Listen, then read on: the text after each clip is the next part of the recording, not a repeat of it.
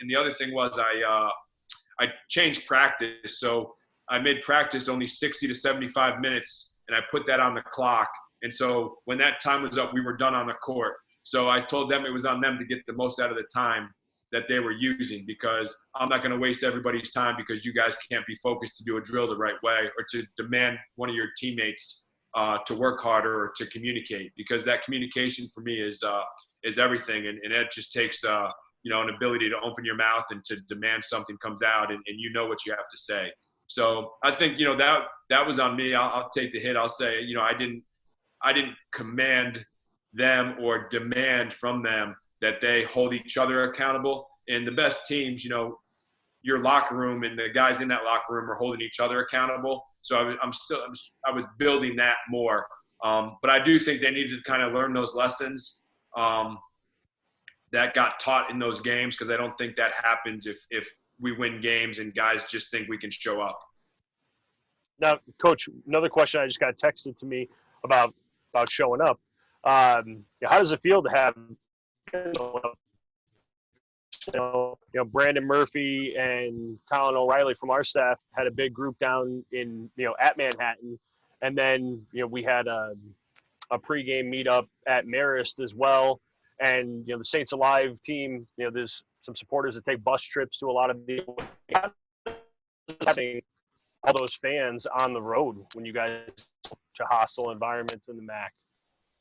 Oh man, it was awesome. Like I said, we have the best fans in the country. The crowd at Manhattan, at Marist, were phenomenal. Obviously, even the people that came down to Atlantic City, it's great. I got on one of the fan buses after we won at Fairfield and thanked everybody for coming down. And that it's such an important thing when you go on the road and you can see some familiar faces, especially for our guys. And that also speaks volumes, because we're the only team. I wouldn't even say the only team in the MAC. Our fan base is great. I put that up against, Atlantic 10 fans, and, the fact that we can travel and that we have regional games, and obviously Yankee Trails does a great job for us as well, and their support. So, just super thankful for them to be able to kind of coincide. And obviously I see Frank on here. So, Frank obviously moved to Massachusetts, but we appreciate all that he does with getting everybody and getting those buses. And no, it's awesome. Like I said, if there's anything I can do too, I talked with Kevin Borden at the TU, who does our ticket sales. And I said, hey, if there's anything I can do, any people I can call. I got a nice letter from a season ticket holder that appreciated me just kind of calling him out of the blue, making sure he was going to renew his tickets. And like I said, and you alluded to at the beginning of this, anything I can do to help us and to help the school, I'm all in. I said, give me a list of people I can call right now. I'll even use my daughter. I put her to work. Put her on the phone. People answer. They see her on a FaceTime call. It's a lot easier. Yeah, right. You got to earn those new J's. Yeah. So it's just what makes Siena special. The love for the community, and love for the basketball team and our guys. And like I said, I'm just trying to continue to get them to understand how hard they have to work daily. And obviously, it's the toughest thing to do right now because we have to do it all remotely, but it's just a challenge that will grow us and grow us all. So it's awesome. Yeah. And I know that, the effort that you and the team put in really helped the effort of Kevin. Did an infographic at one point about the stats on returning season ticket holders, new season ticket holders, new dog pound registration. Mary Beth and I were both there at Masry. They signed up, just really benefit in building a pro. I think that you're going to see players wanting to be part of that program, and local players, players from Gary. I mean, Gary's from LA, but one of our dad, I won't mention his name. Do you see Jordan King starting next year? He's a biased CBA grad asking this question. We haven't even stepped on the court yet, so I have no idea who's going to start. But it's funny. It was something that came to my attention. And obviously everyone that listens to 104.5 The Team, when I do my kind of talk with Levesque and Gaz, they'd ask me about Iona's recruiting, and I would never want to talk about another program's recruiting. I had made a comment about passing on a young man. And I wasn't talking about like passing like we could have got him. I was talking about like when you have a team and you have 6 guards that can play, you can't really dive in and recruit guys because people want to play and you want guys to flourish in their roles and play the minutes you want to play.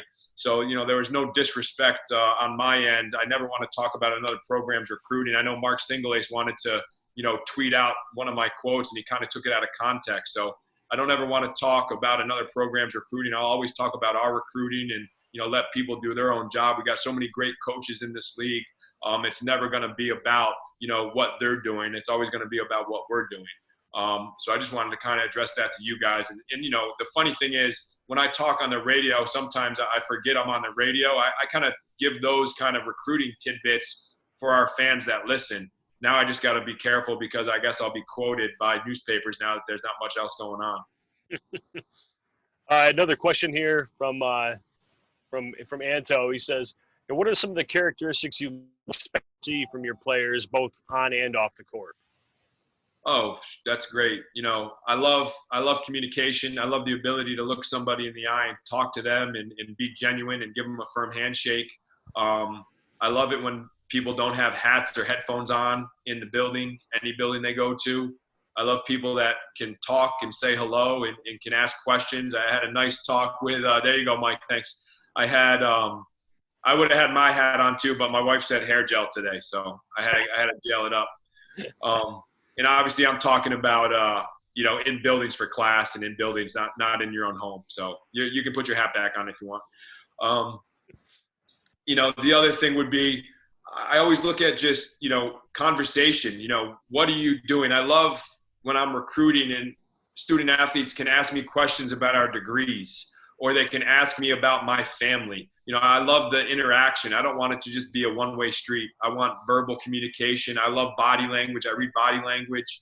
You're in my office and, you're looking at me and you got that laser focus because you want to come to Siena so bad, you're going to burn a hole in my chest with your eyes with how intent you're looking at me. And that shows me you're listening. I do think nowadays that listening's an acquired skill. I don't think a lot of people do it well. The other thing would be, I love people that can follow directions. So if I say, hey, I'm going to send you this, can you fill this out for me and send it back? I love people that have that follow through. So that's kind of the first thing in that recruiting process. Hey, when we get off the phone, send me the 3 people that are most important to you in this recruiting process. Mom, dad, your coach, your barber, whoever it is. I love the kids. When I hang up, that text message is already there. That shows me that they're interested. So I would say communication, eye contact, and just to be a person. Like I don't want answers to questions that are rehearsed. I want you to be, just genuine. And I think that's kind of with me, why I'm able to recruit is because I don't come off as a used car salesman because I'm not. I'm going to tell you exactly what I'm thinking. And if, you don't want to hear the truth, then don't ask the question. Yeah, great. Yeah, and I think that, like you said, I feel like you've invited a lot of Siena family into your family. Your daughter's at the games, your wife's at the games, your sister's a grad, you're younger than me, she's at the games, and on social media repping Siena, and I think people really appreciate that because it's like you're a human, you're just everybody else. And another question that we had here from Connor Affinity, I think you probably just addressed a lot is what does it take for a group of people to work effectively together as a team? And I think the points that you were just making. Yeah.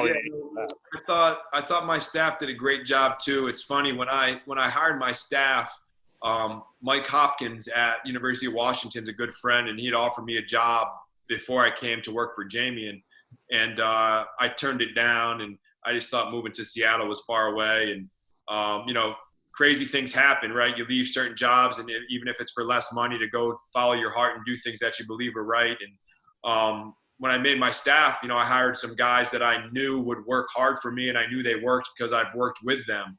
And guys, along the way of a assistant coach's journey. So that's how I met Greg Fahey, my director of ops. I was recruiting a kid, Arnaldo Toro, who just committed to St. John's this morning. And I got to know Greg real well, and I loved his energy. So I hooked him up working for the Albany City Rocks, which was the program that I played for and coached for. And I was one of the first guys to go Division I from there. And obviously Jim Hart does a great job just, giving kids platforms to achieve their dreams. And obviously Matt Miner was actually one of the guys I didn't know, but he was a Shenendehowa guy, and he's my special assistant. He does a great job. And, he keeps me organized. And then you have obviously Coach Simon, Bob, and I. Bob's the reason I got on staff with Ed Cooley at Fairfield. And I met Bob just when he was recruiting a kid, Shymeek Johnson from Albany. And I put Bob in contact with him and met him and grew that relationship. And Bob's had so much experience, and he worked at Alabama for Avery Johnson, and then worked at a couple other schools. And Bob was out of work in the basketball industry. And I always try to help people, and I'd reached out when there were jobs, at UMass and at certain schools. And I said I'd be kind of a bad person if all these people I'm telling to hire Bob, and then when I have a job opening, I don't hire them. And I just think it's funny because you can always try to help people. And now they know that I wasn't, bluffing or saying, hey, just hire this guy. Like, I'm never going to give my stamp of approval to somebody that I don't think is worth their weight in gold. So that's why I was lucky that no one listened to me. And now, Bob works for me. And then Anthony Weiss, I've known, we were working out when we were going overseas together back when I played. And, we played against each other growing up here at the Clifton Commons when he was, going to Notre Dame Bishop Gibbons. And, I got to know him through Fran McCaffrey, actually reverse. Anthony was the one that introduced me to Fran when I was done playing in Europe, and Fran had just gotten the job at Siena. So it's a small world. And obviously Harley Fuller was here working with me last year, and he's just a good person, a family guy, and another local guy that knows what Siena basketball is all about. So I always think it's funny how things come together. But to answer that question, the reason why we work is we just have a great chemistry amongst ourselves. No one cares about what job they're doing. It's all about Siena basketball. It's not, hey, you're an assistant coach, can you do this? Or, hey, Matt, your coach's personal assistant, can you do this? We're just doing everything for the program. And that's kind of how I run it. I'm not a guy that's going to say, hey, you have to be in the office at 6 a.m. and you have to, show me your phone.